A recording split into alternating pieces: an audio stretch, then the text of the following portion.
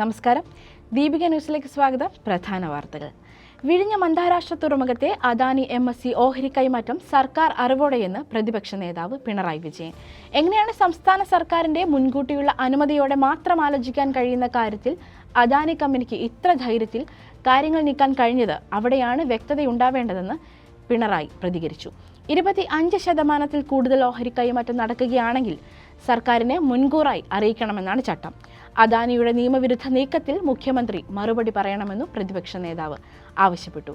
Adani port സെബിക്ക് കൊടുത്ത അപേക്ഷയിൽ ഓഹരി ഇടപാട് നടന്നു കഴിഞ്ഞുവെന്നും പറയുന്നു. ജൂൺ 29 തന്നെ ഒപ്പിട്ടു.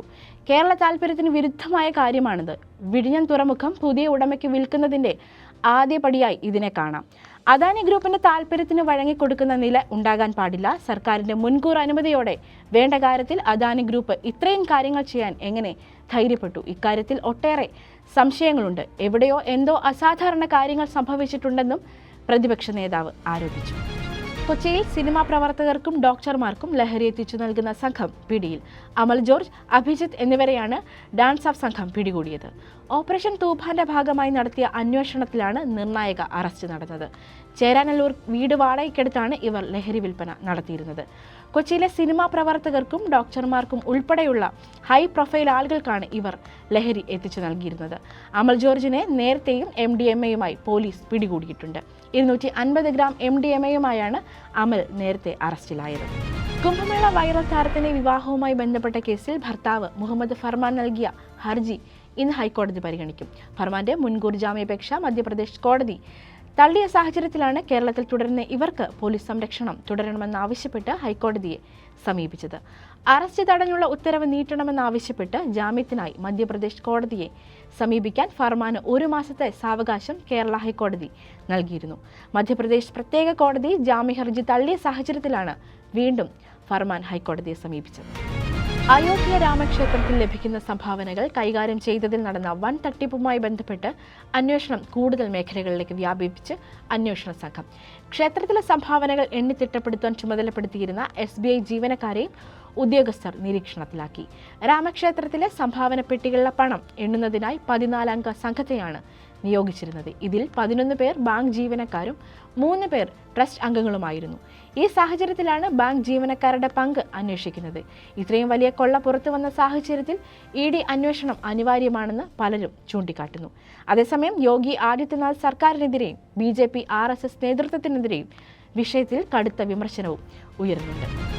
വർഗീയ പരാമർശം നടത്തിയെന്ന അൻസിബ ഹസന്റെ പരാതിയിൽ നടൻ ടിനി ടോമിനെ കടവന്ത്ര പോലീസ് ഇന്ന് വീണ്ടും ചോദ്യം ചെയ്യും. എറണാകുളം ജുഡീഷ്യൽ മജിസ്ട്രേറ്റ് കോടതിയാണ് ടിനി ടോമിനെതിരെ കേസെടുക്കാൻ നിർദ്ദേശം നൽകിയത്.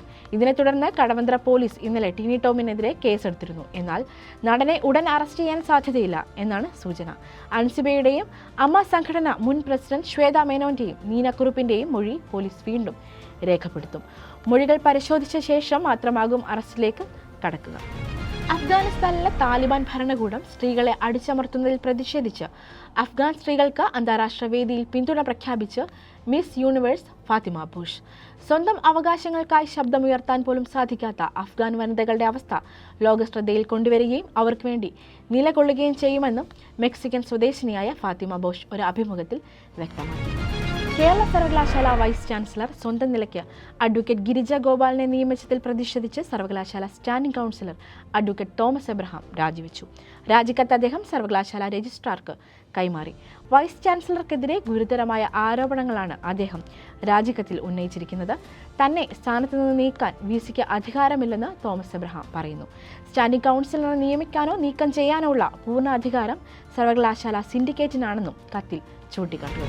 തമിഴ്നാട്ടിൽ പശുക്കളെയും കിടാരികളെയും അറുക്കുന്നതിന് മദ്രാസ് ഹൈക്കോടതി ഏർപ്പെടുത്തിയ സമ്പൂർണ്ണ നിരോധനത്തിനെതിരെ തമിഴ്നാട് സർക്കാർ സുപ്രീം കോടതിയിൽ. ഹൈക്കോടതിയുടെ മെയ് 27 ഉത്തരവ് സംസ്ഥാനത്തെ നിയമവ്യവസ്ഥയ്ക്ക് വിരുദ്ധമാണെന്നും ഹർജിയുടെ പരിധിയിൽ കവിഞ്ഞുള്ളതാണ് ഈ വിധിയെന്നും മുഖ്യമന്ത്രി വിജയുടെ നേതൃത്വത്തിലുള്ള TVK സർക്കാർ കോടതിയിൽ ബോധിപ്പിച്ചു. 1958 തമിഴ്നാട് ആനിമൽ പ്രിസർവേഷൻ ആക്ട് പ്രകാരം കൃഷിക്കും പ്രജനനത്തിനും അനുയോജ്യമല്ലെന്ന് അധികൃതർ സാക്ഷ്യപ്പെടുത്തിയ 10 വയസ്സിന് മേലുള്ള കന്നുകാലികളെ അറുക്കാൻ അനുമതിയുണ്ട്. ഇതിനെ മറികടക്കുന്നതാണ് കോടതി വിധിയെന്ന് ഹർജിയിൽ പറയുന്നു. നീറ്റ് പരീക്ഷയിലെ ക്രമക്കേടുകൾക്കും വിദ്യാഭ്യാസ മേഖലയിലെ അഴിമതികൾക്കുമെതിരെ പ്രമുഖ പരിസ്ഥിതി പ്രവർത്തകനും വിദ്യാഭ്യാസ പരിഷ്കർത്താവുമായ സോനം വാങ്ചുക് നടത്തുന്ന നിരാഹാര സമരം 5ാം ദിവസത്തിലേക്ക് കടന്നു. ഡൽഹി ജന്തർ മന്ദിറിൽ കോക്രോച്ച് ജനതാ പാർട്ടി നടത്തുന്ന പ്രതിഷേധത്തിന് പിന്തുണ പ്രഖ്യാപിച്ചാണ് വാങ്ചുക് നിരാഹാര സമരം ആരംഭിച്ചത്. വിദ്യാഭ്യാസ മന്ത്രി ധർമ്മേന്ദ്ര പ്രധാൻ രാജിവെക്കണമെന്നും നീറ്റ് പരീക്ഷാ സംവിധാനത്തിൽ സമൂലമായ മാറ്റങ്ങൾ വരുത്തണമെന്നും ആവശ്യപ്പെട്ടാണ് സമരം. ഫിഫ ലോകകപ്പിൽ അവിശ്വസനീയമായ തിരിച്ചുവരവ് നടത്തി ബെൽജിയം പ്രീ ക്വാർട്ടറിൽ പ്രവേശിച്ചു. സിയാറ്റിൽ നടന്ന ആവേശകരമായ മത്സരത്തിൽ സെനഗലിനെ 3-2 എന്ന സ്കോറിനാണ് ബെൽജിയം പരാജയപ്പെടുത്തിയത്. 2 ഗോളുകൾക്ക് പിന്നിൽ നിന്ന ശേഷം അവിശ്വസനീയമാംവിധം തിരിച്ചടിച്ചാണ് ബെൽജിയം വിജയം പിടിച്ചെടുത്തത്. മറ്റൊരു മത്സരത്തിൽ ബോസ്നിയ പരാജയപ്പെടുത്തി USA പ്രീ ക്വാർട്ടറിൽ പ്രവേശിച്ചു. എതിരില്ലാത്ത 2 ഗോളുകൾക്കായിരുന്നു അമേരിക്കയുടെ വിജയം.